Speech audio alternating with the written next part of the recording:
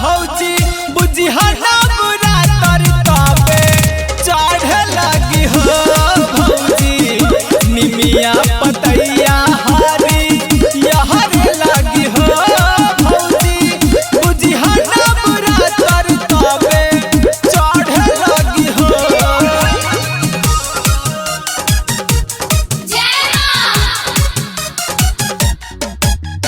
Mixed by Om Prakash.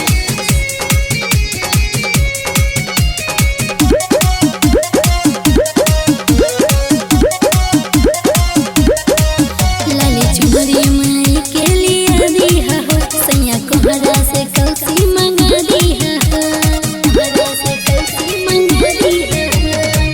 माई के पूजा तू न कर पैबू हो भूखबू तो दुबर होई जइबू हो।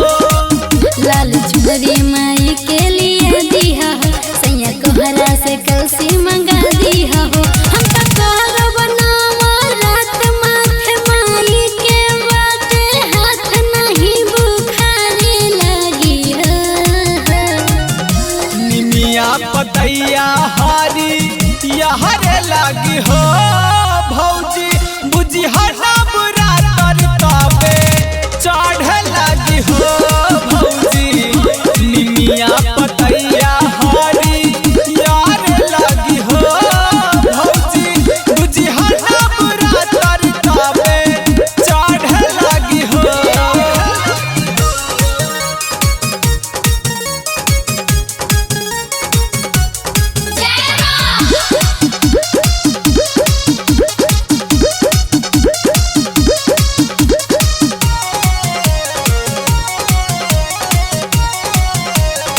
एमडी साहेब मनीष के बता दिया हो घर चढ़ते नवरात्र भेजा दिया हो घर चढ़ते नवरात्र भेजा दिया हो। करम खबर नौराती आई हो मूर्तियों प्रकाश लाई हो।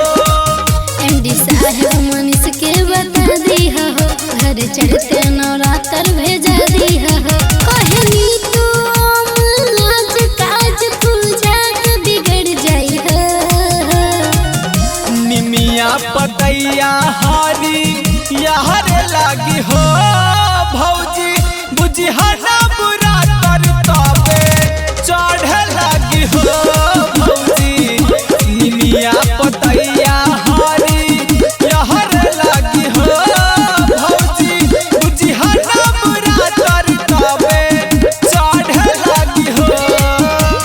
घुमेला दशहरे में बनी हम सरे में मिला सो जाई कि ना। गाय के भजनिया हम माई की चरनिया में चुनरी चढ़ाई कि ना। कैसे देखी दिन महीना नइखे कैलेंडरो लगे हो। निमिया पतैया हरी यहरे लगी हो भौजी बुझिहना